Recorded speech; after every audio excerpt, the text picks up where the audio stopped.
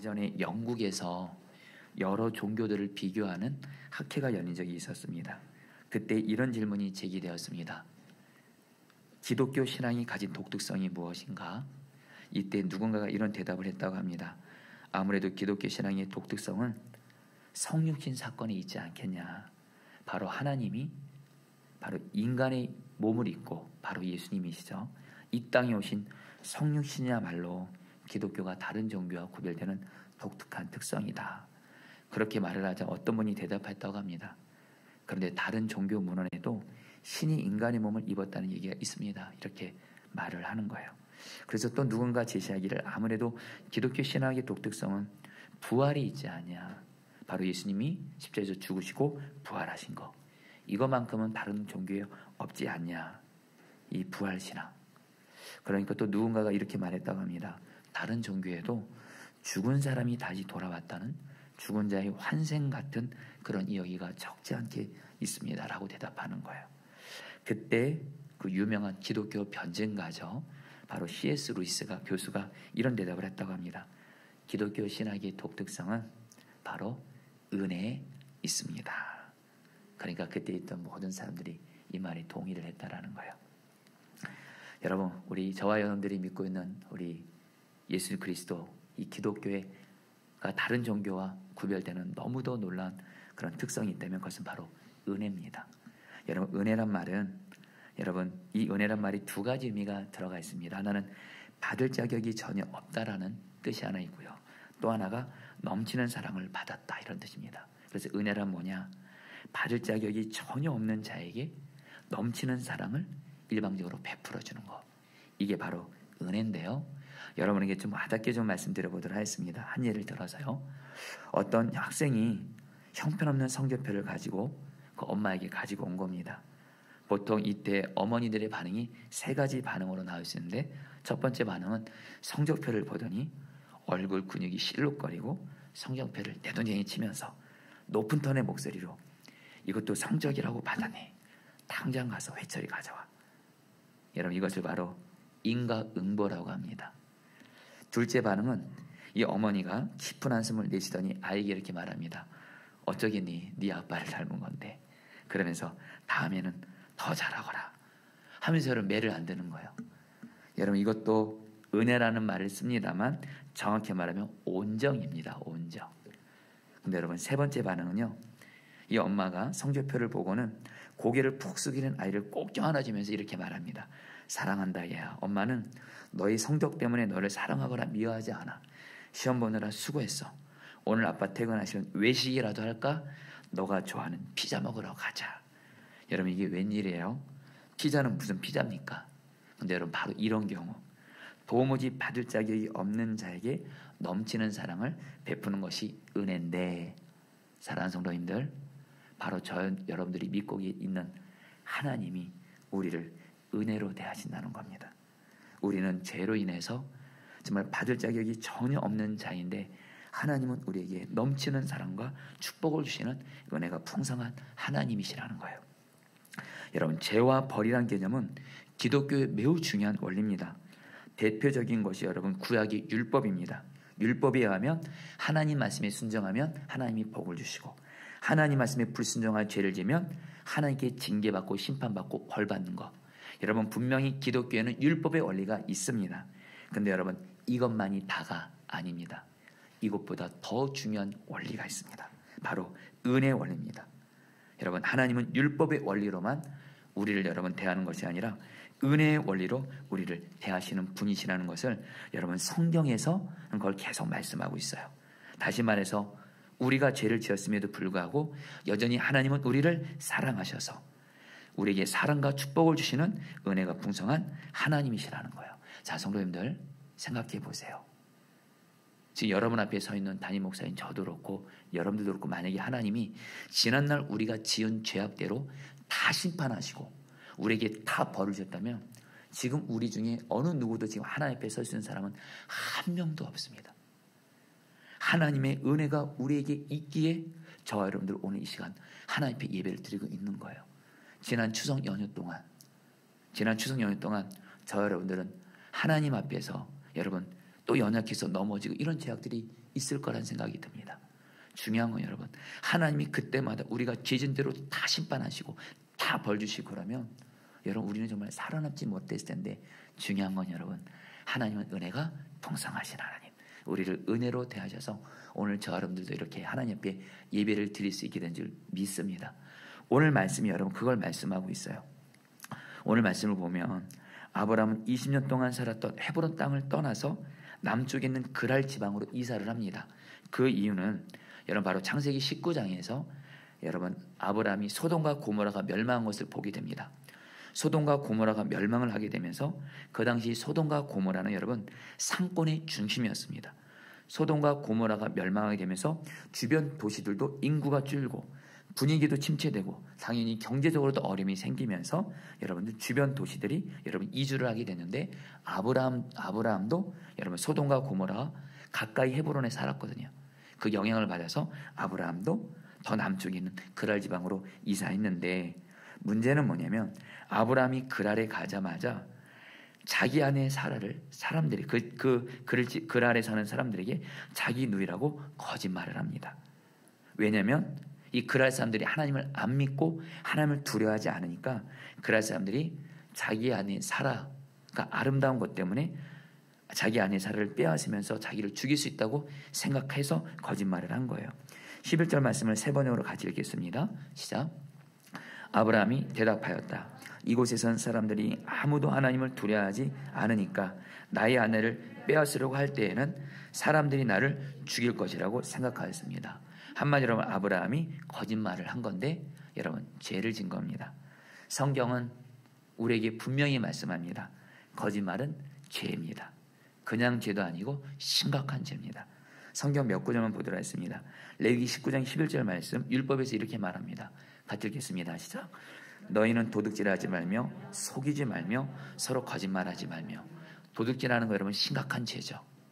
지금도 여러분 우리가 사는 이 세상에서 우리는 도둑질하면 감옥이 들어갈 수 있는 심각한 죄인데, 하나님은 말씀하세요. 도둑질하는 죄와 속이고 거짓말하는 죄가 똑같이 심각하다는 겁니다.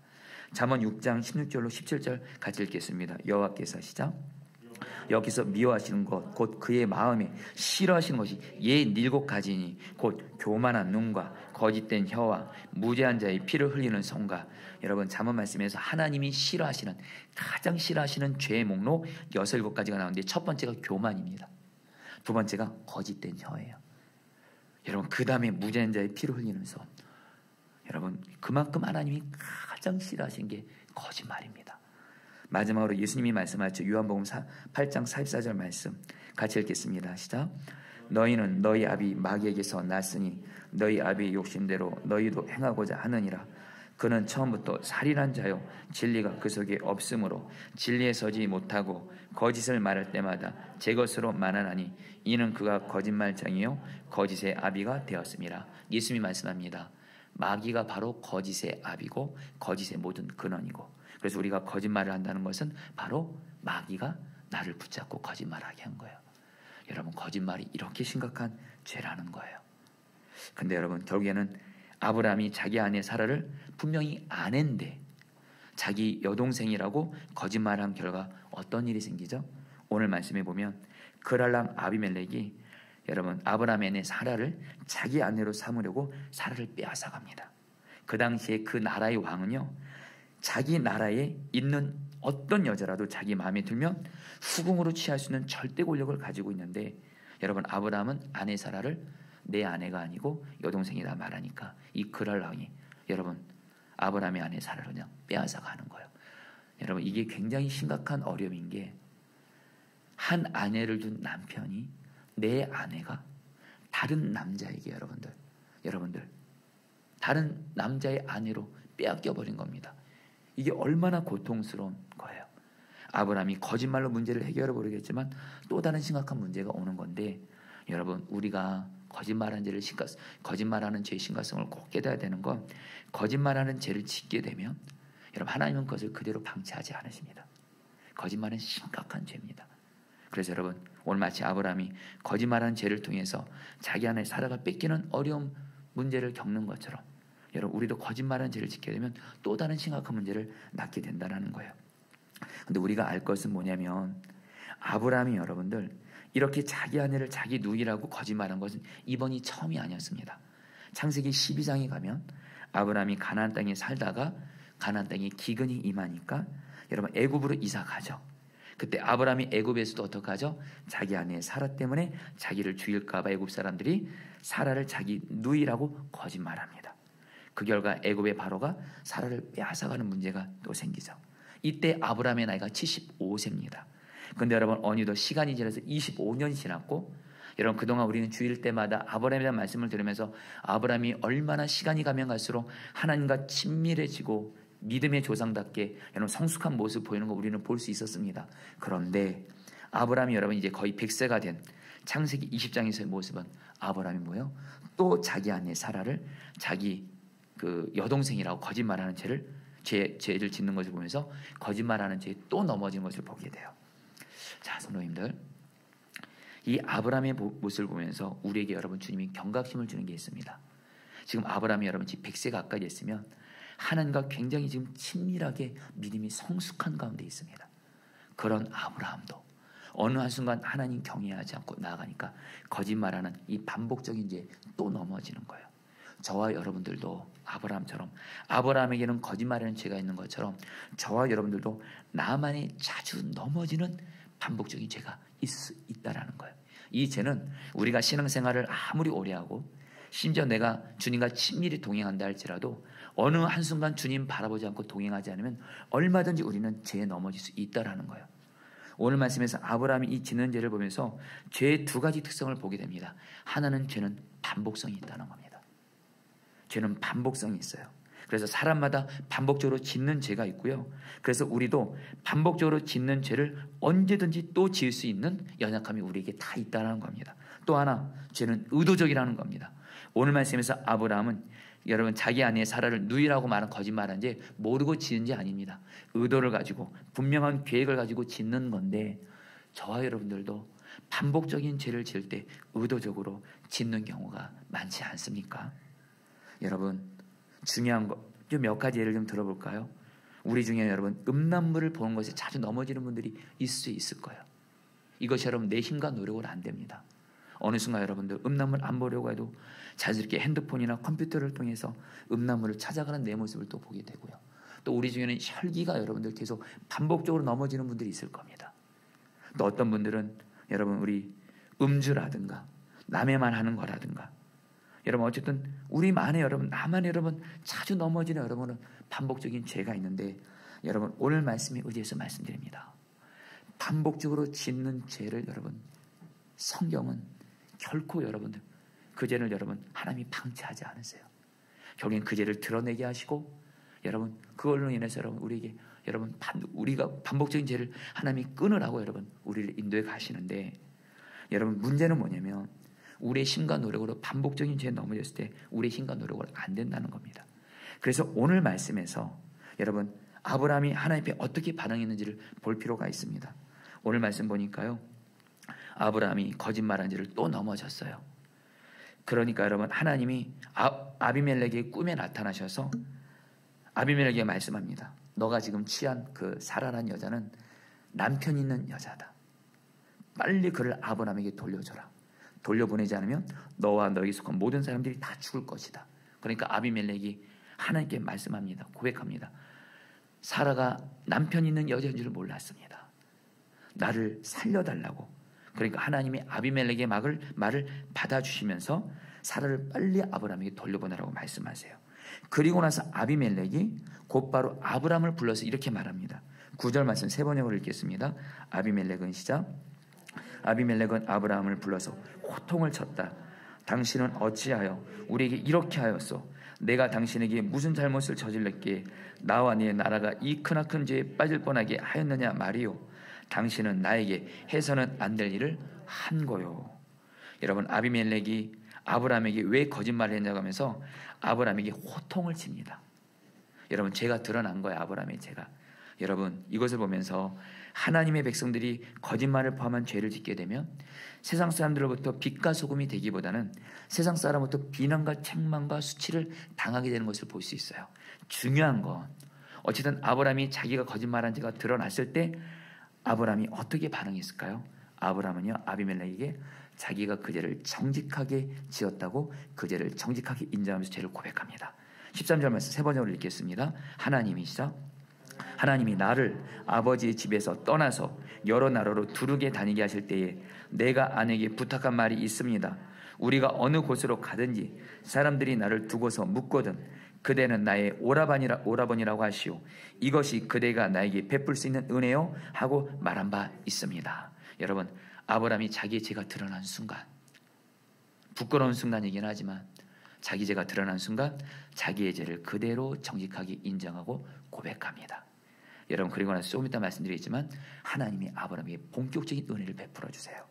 여러분, 저와 여러분들도 하나님 앞에서 반복적인 죄를 질 때, 그리고 그 죄가 드러났을 때 하나님 앞에서 절대 변명하지 않고 핑계대지 않고, 심지어는 하나님이 어떤 사람을 통해서 나에게 그 죄를 말씀하실 때 그 죄가 정말 사실이면 그냥 여러분 그 죄를 하나님 앞에서 산들 앞에서 그대로 인정하며 나아가게 되시기를 주님의 이름으로 축복합니다.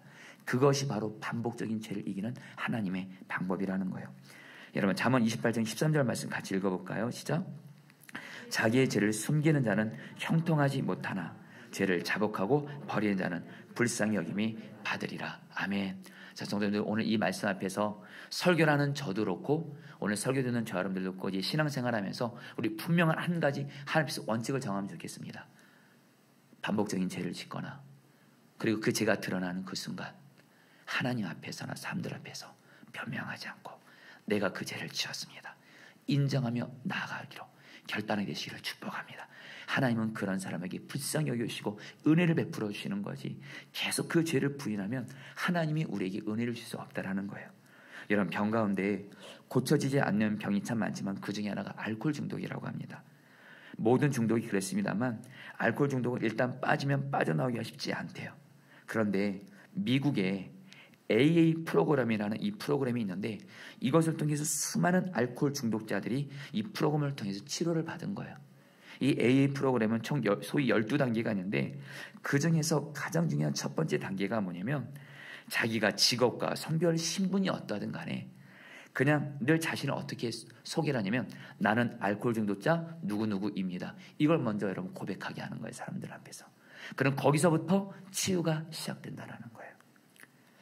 여러분, 이전에 우리 포도나무 교회가 분리개척되면서 교회 건물을 얻는 것과 함께 또 중요한 건물을 좀 얻어야 됐습니다. 그것은 바로 저희 가족이 살아야 될 사택을 얻는 것이었는데 그 당시에 관리위원회에서 저희 사택을 얻으시려고 굉장히 애를 많이 써주었습니다. 특별히 제가 가족이 많다 보니까 여러분 집을 구하는 게 참 쉽지가 않았습니다. 그런 가운데 교회에서 참 많이 애를 써줬는데 어떤 여러분 적절한 집이 나왔는데 여러분 그 집을 여러분들 그 집을 보면서 그 집이 좋겠다 이렇게 교회에서도 그렇고 저도 그렇고 이런 마음에 결정을 했는데 문제는 뭐냐면 그 집을 소개해준 부동산 업자분이 뭐라고 말씀하냐면 이 집주인이 아이가 많은 것을 되게 싫어한다라는 거예요. 그래서 아이가 많다고 말하면 안 된다라는 거예요. 그러면서 아이가 몇 명이냐고 물으면 이렇게 많지 않다고 얘기를 하시는 거예요, 저한테. 그 앞에서는 제가 그렇게 하겠다고 얘기하지는 않았는데 이제 저와 제 아내가 집을 보러 가는데 그 집주인과 만났습니다. 그 집에서. 그래서 그 집주인 되시는 우리 아내분이 저희 부부를 이렇게 말하더라고요. 아이가 3명이시라면서 이렇게 말을 하는 거예요. 순간 여러분 아마 부동산 업자분이 저희 가정이 아이가 3명이라고 말을 했나 봐요. 순간 여러분 제가 하나님을 경외하는 사람이고 그리스도인이고 거짓말이 죄인 걸 알면 정직하게 말을 했어야 되는데 제 마음에 그동안 교회가 저희 사택을 얻느라 너무 애쓰고 수고한 걸 알기 때문에 이 집을 포기해버리면 너무 교회에 어려움을 주는 것 같아서 제가 그 자리에서 네 이러기만 했어요. 그리고 나서 여러분 넘어갔고 결국에 여러분들 그 집을 계약했어요. 그때부터 여러분 집주인과 통할 일이 있을 때마다 저는 아이가 6명인데 이 집주인에게 아이가 3명인 것처럼 속여야 되는 거예요. 그럴 때마다 여러분 계속 마음이 너무도 불편한 거예요. 당연히 그런 저를 주님이 내버려 두지 않죠. 제 삶에 어떤 고난도 허락하시기도 하고요. 그래서 주님이 정직하게 그 아이가 6명이라는 걸 집주인에게 고백하라는 얘기를 주셔서 그러면서 주님이 정말 그때 그런 마음 주더라고요. 내가 너에게 아이 6명을 줬는데 3명밖에 없다고 말해. 실제로 그렇게 이루어져야 되겠냐? 여러분 정말 섬찟하더라고요. 그래서 주님을 경외함으로 집주인을 찾아가서 정직하게 고백했습니다. 죄송합니다. 제가 예수님을 믿는 사람이고 목사인데도 제가 집주인분에게 거짓말했습니다. 저희 집은 아이가 3명이 아니라 6명입니다. 이렇게 말하니까 집주인이 놀라시더라고요. 그리고 나서 감사한 건 곧바로 이분이 마음을 열어주시고 괜찮다고 하면서 결국엔 여러분들 잘 그 부분이 마무리가 됐고, 그리고 나서 그것이 끝나자마자 하나님께서 저에게 어떤 간절한 기도 제목이 있는데 그 기도 제목도 응답해 주신 것을 경험했어요. 사랑하는 성도님들, 하나님 앞에서 반복적으로 짓는 죄뿐만 아니라 거짓말하는 죄도 그렇고 하나님 앞에서나 사람 앞에서나 정직하게 인정하며 고백하시기를 주의 이름으로 축복합니다. 그러면서 여러분, 오늘 말씀 창세기 20장에서는 아브라함이 반복적인 죄를 짓고 아브라함이 그 죄를 고백한 것은 그렇게 분량이 많지가 않습니다. 창세기 20장에서 너무도 많은 분량에서 뭘 말씀하고 있냐면 반복적으로 죄를 짓는 아브라함의 연약함에 대해서도 말씀하지만 그 이상으로 그 아브라함의 그 연약한 죄를 덮어주시는 하나님의 은혜에 대해서 계속 말씀하세요. 몇 가지 말씀드리죠. 먼저 여러분, 아브라함이 지금 죄를 지었어요. 거짓말했습니다. 아브라함은 아직 회개도 안 했습니다. 그런데 하나님이 일방적으로 아브라함의 아내 사라를 빼앗아간 아비멜렉의 꿈에 나타나셔서 빨리 당장 사라를 아브라함에게 돌려보내지 않으면 내가 너와 너의 가족들에 속한 모든 사람들을 다 죽이겠다면서 결국 여러분 아비멜렉이 사라를 돌려보내면서 결국 여러분 아브라함과 그 가정을 보호해 주세요. 여러분, 저와 여러분도 우리가 예수님을 믿고도 반복적으로 설령 죄를 짓는다 할지라도, 물론 그러시면 안 되겠지만, 그러나 우리의 모습은 여전히 여러분 질그릇 같거든요. 그럴 때 여러분 꼭 기억하세요. 하나님은 여전히 저 여러분들을 사랑하시고 지켜주시고 보호하시는 은혜를 베푸신 줄 믿습니다. 그래서 여러분 또 하나님이요, 아비멜렉이 하나님께 말하죠. 아까 그 아비멜렉이 하나님께 살려달라고, 이 사라가 그 아브라함의 아내인지 몰랐다고 말을 하니까 하나님이 아비멜렉에게 뭐라고 말한지 아십니까? 여전히 아브라함 지금은 회개 안 한 상태입니다. 근데 하나님이 뭐라고 말하면 그 아브라함은 선지자다. 여러분, 그 당시에 선지자는 신이랑 교통하는 사람이에요. 그래서 그 신과 교통하는 선지자가 기도해주면 그 기도는 다 응답되는 거예요. 하나님이 아브라함, 여전히 반복적으로 죄에 넘어지고 거짓말하는 아브라함에 대해서 아브라함을 여전히 믿음의 조상이요 선지자라고 말하면서 지금 아비멜렉이 집안에 어떤 재앙이 임했냐면 아비멜렉이 사라를 빼앗아감으로 말미암아 아비멜렉에 속한 모든 여자들이 다 태문이 닫힌 거예요. 아마 생식기 어떤 질병이 임했나 봅니다. 그래서 그 병이 임했는데 아브라함은 선지자야. 아브라함이 너를 위해서 기도해 줘만이 너와 너의 가족들에 있는 모든 태문이 다 열릴 거야. 병을 치료해 줄 거야. 실제로 아브라함이 여러분 기도해 주니까 이 병이 낫게 돼요. 여러분, 우리가 인간적인 생각에 아브라함 여러분 계속해서 반복적으로 죄에 넘어졌대도요, 인간적인 생각에 이제 아브라함 믿음의 조상 선지자 끝이에요. 무슨 기도응답이에요. 그러나 하나님은 여전히 아브라함에게 은혜를 베풀어 주셔서 아브라함을 여러분 선지자로 믿음의 사람으로 인정해 주시고 기도를 응답해 주시는 거예요. 사랑하는 여러분, 이 은혜가 여러분에게도 저와 여러분들에게도 이미 임하고 있는 줄 믿습니다. 한 가지 더요.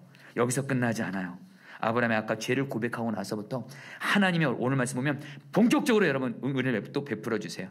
말도 안 되게 아비멜렉이 아브라함이 잘한 것도 없는데 아브라함에게 엄청나게 많은 양과 소떼와 종들, 그 당시로 엄청난 물질을 여러분들 주는 거예요. 그리고 그 아래 있는 좋은 땅을 아무든지 취해서 가져가라고 하고요. 그리고 사라에게는 은 1000개를 줘요. 엄청난 은혜와 축복을 여러분 하나님이 아비멜렉을 통해서 아브라함에게 주시는 거예요. 사랑하는 여러분, 오늘 이 말씀을 통해서 하나님이 오늘 여러분들이 주시는 너무도 중요한 메시지가 있습니다.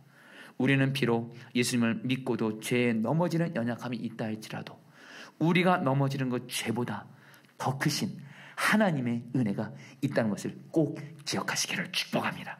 혹시 우리 성도님들 중에 지난 한 주간 여전히 연약해서 또 넘어지고 여전히 지금 반복적으로 죄에 넘어져서 나 자신에 대해서 너무도 실망하고 나는 왜 이 모양일까? 나는 왜 그럴까? 그러면서 하나님께 기도하는 것도 죄송하고 예배 드리는 것도 죄송하고 그런 분들 계세요? 여러분 꼭 기억하세요. 물론 우리가 반복적으로 죄를 짓는 것이 여러분 분명히 하나님 앞에 잘못한 것이지만 우리가 꼭 기억할 것이 있습니다. 하나님은 저 여러분들을 여전히 그 죄로 인해서도 받을 자격이 없는데도 불구하고 여전히 우리를 사랑하시고 여전히 우리에게 은혜와 축복을 주시는 하나님이신 줄 믿습니다. 그 증거가 바로 뭐예요? 십자가입니다. 사랑하는 성도님들, 교회에서도 그렇고 가정에서도 그렇고 이 시간 예배드리는 성도님들에게 간절한 마음을 합니다. 이 시간 십자가를 바라보십시오. 십자가를 바라보시면서 하나님이 저들에게 주시는 메시지가 있습니다. 너가 어떤 죄에 넘어진다 할지라도, 너가 반복적으로 죄에 넘어진다 할지라도 여전히 십자가의 은혜로 내가 너의 모든 죄를 십자가에서 다 대신 짊어지고 내가 여전히 너를 사랑하고 여전히 내가 너의 죄를 용서해주고 사랑해주고 그리고 여전히 나는 너의 기도를 응답해 줄 것이고 여전히 나는 너에게 축복을 줄 것이다. 십자가를 붙들면서 하나님 앞에 나아가 되시기를 축복합니다. 십자가를 붙드는 거예요. 반복적인 죄를 이기는 가장 확실한 방법이 뭔지 아세요? 여러분, 우리는 누가복음에 나타난 돌아온 탕자의 비유를 압니다.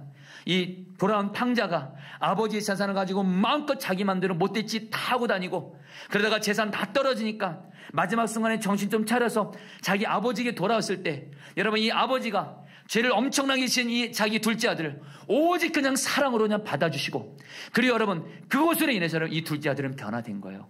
진정으로 여러분 죄를 이기는 것은 바로 내가 어떤 죄를 진다 할지라도 내가 반복적으로 죄에 넘어진다 할지라도 내가 어떤 큰 죄를 진다 할지라도 십자가를 통해서 여전히 하나님은 나를 사랑하시고 여전히 주님은 내 죄를 용서해 주시고 여전히 십자가를 통해서 나를 다시 일으켜 주시고 나에게 다시 기회를 주시고 나아가 은혜와 축복을 주시는 하나님이시다. 하나님의 은혜를 붙들고 이 하나님의 은혜를 경험하는 사람이 반복적인 죄를 이기는 줄 믿습니다. 아멘. 여러분, 저는 개인적으로 저희 어머니를 너무도 사랑합니다. 저를 위해서 고생하신 제 어머니를 너무도 사랑합니다. 그래서 저희 어머니가 저에게 무슨 말씀을 하시면 저는 저희 어머니의 말씀을 순종하려고 합니다. 왜요? 어머니가 지난날 나에게 베푼 은혜와 사랑을 생각하면 제가 바로 할 수밖에 없더라고요. 하나님도 똑같다는 겁니다. 여러분, 우리가 반복적인 죄 이기는 거, 하나님의 죄를 이기는 하나님의 은혜를 붙들어야 될 줄 믿습니다. 그래서 여러분들 오늘 말씀이 우리에게 주시는 너무도 중요한 메시지가 창세기 이제 20장이 끝나고 이제 창세기 21장 다음 주 본문인데요. 드디어 하나님이 아브라함에게 약속을 이루어줘서 이삭을 줘요. 도저히 아이를 낳을 수 없는 아브라함과 사라에게 이삭을 주는데 여러분 오늘 말씀 보세요. 창세기 21장에서 하나님의 약속이 이루어지기 전에 창세기 20장에서 아브라함도 죄를 지었어요. 거짓말하고. 사라도 아브라함을 자기 오라버니는 똑같이 부부같이 거짓말했어요. 근데 여러분들 창세기 21장에서 하나님의 약속이 이루어져요. 여러분 사실 문맥상으로 보면 창세기 20장에서 아브라함이 거짓말한 거 꼭 빼도 됩니다. 흐름상에 전혀 문제 없습니다. 그런데 하나님은 왜 아브라함과 사라가 죄에 넘어진 얘기를 일부러 넣으셨을까요? 중요한 메시지가 있어요. 믿음의 조상인 아브라함도 오직 하나님의 은혜로만 사는 사람이에요. 아브라함에게 하나님의 약속이 이루어지고 기도가 응답되는 것도 물론 하나님의 약속은 믿음으로 이루어집니다. 아브라함도 믿음으로 취했습니다. 그러나 아브라함 오늘 말씀에 보면 또 넘어졌어요. 여러분 이건 뭘 말해요? 하나님의 은혜로 하나님의 약속이 이루어진다는 거예요. 믿음의 조상인 아브라함도 오직 하나님의 은혜로만 사는 자고요. 저와 여러분들 모두 다도 오직 하나님의 은혜로만 사는 자인 줄 믿습니다. 하나님의 은혜로 약속이 이루어지는 거예요. 성도님들 지금 마음에 간절한 기도 제목이 있을 겁니다. 하나님의 약속 붙들고 기도하시는 분들이 있을 겁니다. 물론 우리가 하나님의 약속을 믿음으로 붙들고 기도도 해야 되지만 또 이런 기도도 할 수 있어야 됩니다.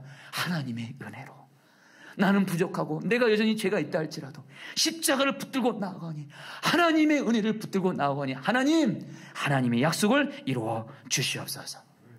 그러면서 여러분 한국교회에서 여러분 하나님이 하나님의 은혜로 지금 살고 있는 저와 여러분들에게 하나님이 기대하시는 한 가지 삶이 더 있습니다. 그것은 바로 하나님이 십자가 은혜로 여러분들을 늘 죄 용서하시고 우리를 사랑하시고 우리에게 축복을 주시는 하나님이신데 우리도 동일하게 내 주변에 나에게 잘못하고 나에게 여러분 어려움을 줬던 사랑하기 어려운 사람 오직 십자가 은혜로 하나님의 은혜로 대해야 될 줄 믿습니다. 하나님은 나를 십자가 은혜로 대해주시는데 나는 여전히 내게 잘못하고 죄 지은 사람 용서하지 않고 사랑하지 않고 있으면 여러분 그건 정말 하나님의 은혜를 믿는 사람이 아닙니다. 정말 어떤 죄도 이기게 하시는 하나님의 은혜를 믿는 사람이라면 그 사람은 반드시 다른 사람도 십자가 은혜로 사랑만 하게 하신 줄 믿습니다. 여러분 한국교회에서 귀하게 쓰임받고 있는 한 목사님의 고백입니다. 그대로 이 목사님의 고백을 읽어드리죠. 저는 하나님 앞에 목사의 자격이 없습니다. 이런 기도를 자주 드립니다. 솔직히 말씀을 드리면 정말 자격이 없습니다. 성도들은 저를 목사로 생각해 주지만 제 자신은 제가 너무도 잘 아니까 하나님 앞에서 목사라고 할 자격이 없습니다. 그런데 어느 날 안타까워 기도하는데 하나님께서 제게 이런 음성을 들려주셨습니다. 너가 목사의 자격이 없는 걸 너는 아느냐? 예, 제가 압니다, 주님. 그러면 다른 사람을 볼 때도 그 마음으로 보라. 그 말씀 한마디로 주셨다는 거예요. 그때 목사님이 깨달았대요. 아, 하나님이 내 허물과 죄악을 은혜로 덮어주시는 것은 다른 사람도 동일하게 은혜로 사랑으로 섬기고 정죄하고 판단하지 말라고 하시는 거구나. 깨달으면서 이 목사님이 사랑만 하시는 목회를 하시겠다는 거예요. 사랑하는 성도들, 이제 말씀을 좀 마무리하면서 저와 여러분들 어떤 죄도 이해하시는 하나님의 은혜가 우리 가운데 임하고 있는 줄 믿습니다. 그 증거가 바로 십자가입니다. 그래서 여러분, 지난 추석 연휴 때 주님과 동행하면서 여러분, 주님과 동행하다 보면 주님을 기쁘시게 하는 삶을 살기를 힘쓰게 됩니다. 그래서 여러분, 지난 주간 사실은 주님이 기쁘시게 하는 삶을 한 가지를 주님이 좀 순정하게 하셨어요. 지난 주일날 아마 성도님들 기억할지 모르겠는데 제가 설교 중에 교회 교인이 한 명도 없는 목사님이 저희를 찾아오셨고 주님이 그래서 그 목사님을 주님처럼 섬기게 하신 얘기를 여러 번 나눈 적이 있는데, 그리고 나서 어떤 한 성도님이 저를 찾아오신 거예요. 어떤 한 선물을 가져오시면서 목사님, 교인들이 있는 목사님들은 이 명절 때 교인들을 통해서 선물을 받지만 교인이 한 명도 없는 목사님들은 이 명절 때 선물을 받을 가능성이 하나도 없잖아요. 그래서 당신에게 있는 어떤 귀한 선물을 저에게 주시면서 교인이 한 명도 없는 목사님에게 전달해 주시라는 거예요. 여러분, 제가 그 성도님 말씀을 듣는데 주님 은혜도 되고 도전이 됐어요. 그래서 주님이 저에게도 너도 그리 하라. 그래서 여러분, 지난 주간 사실 그 성도님이 주신 그 선물뿐만이 아니라 하나님이 저에게 있는 걸 가지고 이 중원구에 있는 교인이 한 명도 없는 목사님들을 찾아뵈면서 선물을 드리게 하셨습니다. 주님이 하셨죠. 그래서 여러분, 너무 기뻤어요. 이렇게 정말 평생 이렇게 살아가면 너무 좋겠다. 이렇게 거룩하고 주님이 기뻐하시는 삶을 살면 너무 좋겠다. 근데 여러분들, 부끄러운 고백이지만 지난 추석 연휴 때 여러분, 저는 어느 한순간 주님 바라보지 않고 주님 경외하지 않으면서 제 약함으로 인해서 여러분들 어떤 죄에 넘어졌던 부분이 있었습니다. 가족들을 주님의 마음으로 대하지 않는 제 모습이 있었어요. 여러분, 물론 그 죄가 여러분들의 말씀이 이렇게 큰 죄는 아닌 것처럼 보이지만 저와 주님과의 관계에서는 그 죄는 심각한 죄예요. 저는 이 죄를 짓는 걸 너무너무 싫어합니다. 이 죄를 질 때마다 저 자신이 너무도 실망스럽습니다. 근데 여러분, 그런 넘어지는 제 모습을 보면서 정말 여러분들, 제가 할 수 있는 건 뭐냐면 바로 여러분, 오늘 말씀을 주님이 주시더라고요. 설교하는 담임 목사님 저도 여러분들 오늘 이 말처럼 십자가를 붙들고 여전히 내 죄보다 더 크시는, 내 죄를 이기게 하시는 하나님의 은혜를 붙잡고 나가는 겁니다. 그래서 저도 오늘 하나님 앞에 저의 죄를 정직하게 고백하고 그러면서 십자가 은혜를 붙들면서 하나님 앞에 나올 수 있었고 오늘 여러분 앞에 설교를 하고 있는 거예요. 사랑하는 성도님들, 저는 사실 오늘 이렇게 이번 한 번뿐이 아니라 지난날 돌아보면 저와 여러분들도 그렇고 얼마나 우리는 죄를 많이 졌습니까? 성도님들, 기억해 보세요. 지난날 저 여러분들은 얼마나 하나님 앞에 하나님을 경외하지 않고 하나님을 만원을 여기면서 얼마나 반복적으로 죄를 많이 졌습니까? 그럼에도 불구하고 지금 저 여러분들은 지금 살아있습니다. 여전히 하나님을 믿고 있고 지금 신앙생활하고 있습니다. 이 모든 것은 다 어떤 죄도 이기게 하시는 하나님의 은혜인 줄 믿습니다. 그 하나님의 은혜를 붙들고 오늘 나아가야 되시기를 축복합니다. 우리 같이 함께 하나님의 은혜 이 찬양 같이 하시고 우리 기도하는 시간 갖도록 하겠습니다.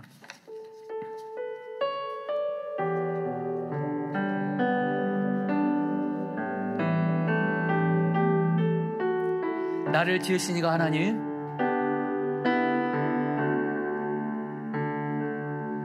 나를 지으신 이가 하나님, 나를 부르신 이가 하나님, 나를 부르신 이가 하나님, 나를 보내신 이도 하나님, 나를 보내신 이도 하나님. 나의 나된 것은 하나님의 은혜라. 나의 나된 것은 다 하나님 은혜. 나의 달려갈 길 다 가도록, 나의 달려갈 길 다 가도록, 나의 마지막 호흡 다 하도록, 나의 마지막 호흡 다 하도록, 나로 그 십자가 품게 하시니, 나로 그 십자가 품게 하시니, 나의 나된 것은, 나의 나된 것을 다 하나님 은혜라. 한량없는 은혜, 한량없는 은혜, 갚을 길 없는 은혜, 내 삶을 에워싸는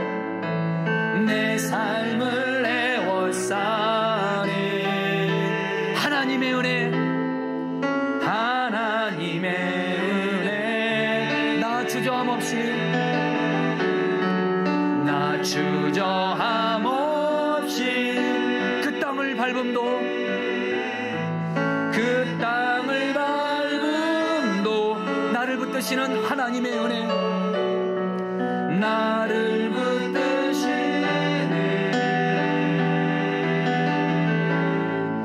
우리 하나님의 은혜를 찬양합니다. 한량없는 은혜 한량없는 은혜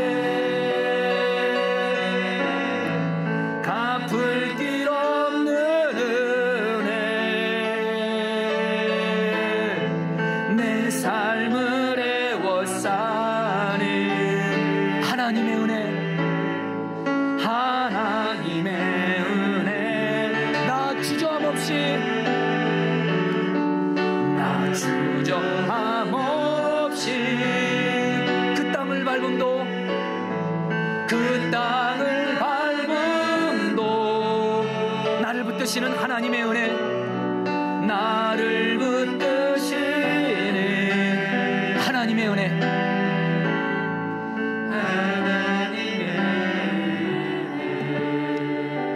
자, 사랑하는 성도님들 오늘 말씀 붙들고 기도할 때 혹시 우리 중에 내가 지금 반복적으로 죄를 짓고 계속 죄에 넘어지고 나의 연약함과 부족함 때문에 낙심하는 분들이 있다면 오늘 여러분 주님이 말씀하십니다.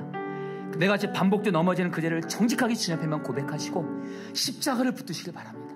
십자가를 붙드시면서 하나님은 이 죄를 용서해 주실 뿐만이 아니라 하나님은 나아가 하나님의 약속을 이루어 주시고 우리의 기도를 응답해 주시고 하나님의 축복을 주시고 풍성한 축복을 주시는 하나님이십니다. 우리 같이 함께 기도할 때 내가 반복적으로 짓는 나의 모습을 바라보지 마시고 여전히 나의 죄를 덮어주시고 죄를 이기하시는 하나님의 은혜를 붙들면서 내 죄를 정직하게 고백하면서 십자가를 붙들고 하나님의 은혜를 베풀어 주시옵소서. 우리 주여 한번 기도하겠습니다. 주여 주님 기도합니다. 하나님 하나님 하나님 하나님 하나님 우리에게 여전히 반복적으로 넘어지는 죄의 모습이 있습니다. 하나님 하나님 우리 가정의 죄악들 나의 죄악들 그대로 주님 앞에 고백합니다. 주님 앞에 고백합니다. 반복적으로 짓는 죄 계속 넘어지는 죄 주님 앞에 고백합니다. 주여 용서하여 주시고 십자가를 붙들고 나아갑니다. 어떤 죄보다 크신 하나님 어떤 죄도 용서하시는 하나님 죄가 있음에도 그 은혜와 축복하시는 하나님을 바라보며 나아갑니다. 하나님의 은혜를 붙들고 나아갑니다. 이 시간 하나님의 은혜를 부어주시옵소서. 이 시간 우리의 기도를 응답해 주시고 하나님의 약속을 이루어 주시옵소서. 하나님의 은혜로 하나님의 은혜를 붙듭니다. 하나님의 은혜를 붙듭니다. 주여 다스려소서.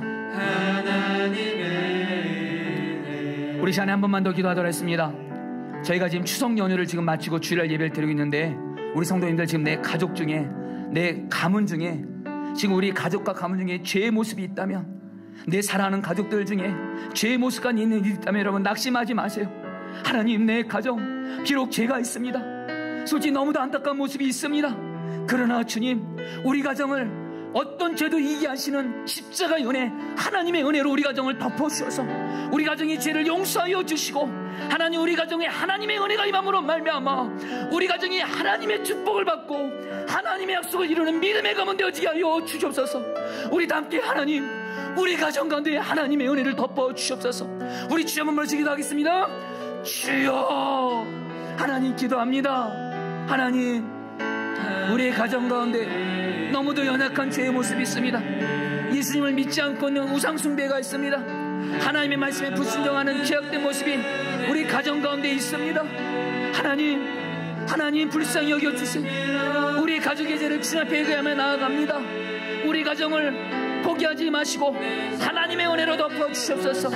우리 가정에 어떤 죄도 이기게 하시는 어떤 죄도 덮어주시는 하나님의 은혜가 우리 가정을 덮게 하여 주옵시고 우리 가정이 믿음의 가문으로 세워지게 하시고 우리 가정에 하나님의 약속이 이루어지게 하여 주옵소서. 하나님 나를 살려주시고 우리의 가정을 살려주시옵소서. 오 주님 우리 가정에 죄를 이기는 하나님의 은혜가 우리 가정을 덮게 하셔서 우리 가정에 풍성한 하나님의 은혜와 축복이 있게 하여 주시옵소서.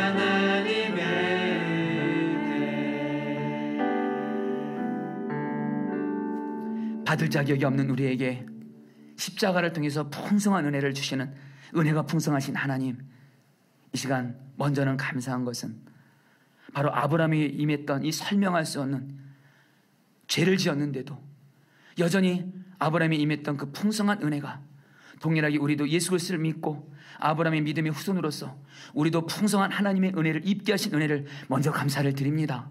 하나님, 이 시간 그러면서 먼저 하나님, 우리의 연약함과 우리의 반복적인 죄가 있음을 이 시간 주님 앞에 고백합니다. 주님은 아시죠? 다른 사람들은 설령 몰라도 주님은 내가 지금 어떤 죄를 반복적으로 짓고 있고 의도적으로 짓고 있고 계속 넘어지고 그런 죄를 주님은 아시죠? 주님, 그 죄를 이 시간 정직하게 주님 앞에 고백하며 회개합니다. 그리고 십자가를 붙듭니다. 어떤 죄도 이기게 하시는, 어떤 반복적인 죄보다도 크신 십자가의 은혜를 붙듭니다. 우리의 반복적인 죄, 우리가 자주 넘어지는 그 죄, 십자가 은혜로 덮으사 용서하여 주옵소서. 나아가 하나님, 우리에게 축복을 허락하여 주옵시고 감히 기도합니다. 감히 기도합니다. 죄에 넘어지는 우리의 모습을 보면 하나님께 담대히 기도할 수 없지만 우리의 죄를 덮어주시고 십자가 사랑으로 용서해 주시는 하나님의 은혜를 붙잡고 담대히 기도하오니 하나님, 나의 기도를 들으시고 하나님의 약속을 이루어 주옵소서. 하나님, 우리 가정에 있는 제약도 올려드립니다. 하나님, 우리 가정에, 우리 가정만이 아는 그런 죄가 있습니다. 하나님, 우리 가정의 죄를 오늘 말씀을 의지하여 그대로 붙들며 기도하오니 우리 가정의 죄를 주님 앞에 고백합니다. 용서하여 주시고 하나님, 십자가의 은혜로 어떤 죄도 이기게 하시는 십자가의 은혜로 하나님의 은혜로 우리 가정을 덮어주셔서 하나님, 우리 가정 믿음의 가문으로 하나님의 약속이 이루어지는 가정으로 축복하여 주시옵소서. 오늘 말씀을 통해서 내게 있는 죄가 아무리 크다 할지라도, 우리 가정에 있는 죄가 아무리 크다 할지라도 죄보다 큰 하나님의 은혜는 없습니다. 십자가 은혜로 덮으사 나를 세우시고 우리 가정을 세워 주시옵소서. 하나님, 포도나무 교회도 올려드립니다. 하나님, 포도나무 교회도 여전히 연약함이 있습니다. 부족함이 있습니다. 당장 담임 목사인 저부터도 너무도 부족함이 많습니다. 그래서 십자가 은혜를 붙듭니다. 주님 앞에 죄를 고백할 수는 있습니다. 하나님, 이 교회를 불쌍히 여겨주시고 이 교회를 십자가 은혜로 덮어주셔서 이 교회에게 하나님의 약속을 이루어 주십시오.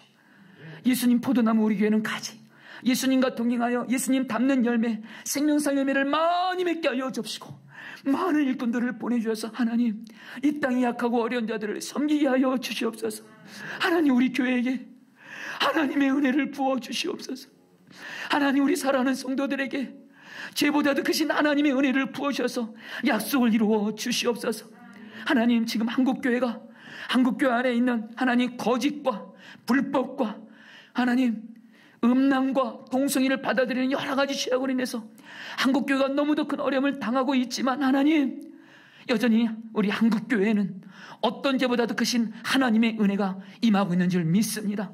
한국교회를 십자가 은혜로 덮어주셔서 하나님, 모든 죄가 정결해지게 하여 주옵시고 한국교회 다시 하나님의 교회로 하나님 세워지고 부흥을 허락하여 주시옵소서. 하나님, 지금 우리나라에 하나님 거짓이 너무도 가득합니다. 지도자들이 너무도 거짓말을 많이 합니다. 하나님, 이 땅에 하나님 거짓과 음란과 불법이 너무도 횡행합니다.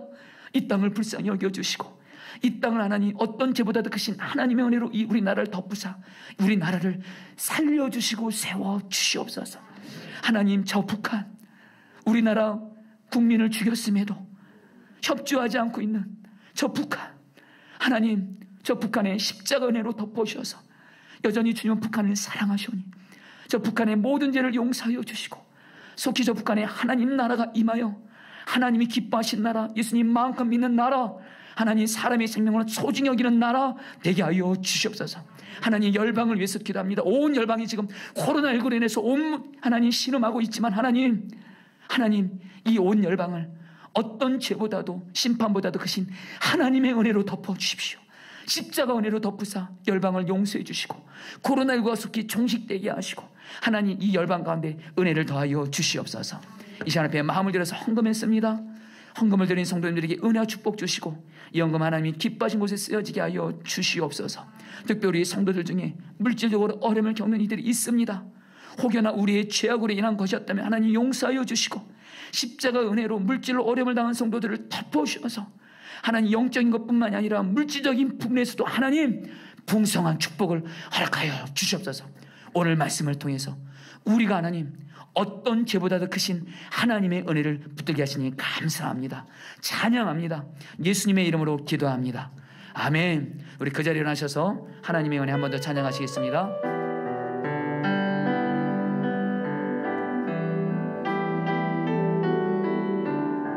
나를 지으신 이가 하나님, 나를 지으신 이가 하나님, 나를 부르신 이가 하나님, 나를 부르신 이가 하나님, 나를 보내신 이도 하나님. 나의 나된 것은 하나님의 은혜라. 나된 것은 다 하나님 은혜라. 나의 달려갈 길 다가도록, 나의 달려갈 길 다가도록, 나의 마지막 호흡 다하도록, 나의 마지막 호흡 다하도록. 나로 그 십자가 품게 하시니, 나로 그 십자가 품게 하시니, 나의 나된 것은, 나의 나된 것은 다 한량없는 하나님의 은혜를 찬양합니다. 한량없는 은혜, 한량없는 은혜, 갚을 길 없는 은혜, 내 삶을 애워싸는, 내 삶을 애워싸는 하나님의 은혜, 하나님의 은혜. 나 주저함 없이, 나 주저함 없이 그 땅을 밟음도, 그 땅을 밟음도 나를 붙드시는 하나님의 은혜, 나를 붙드시는 하나님의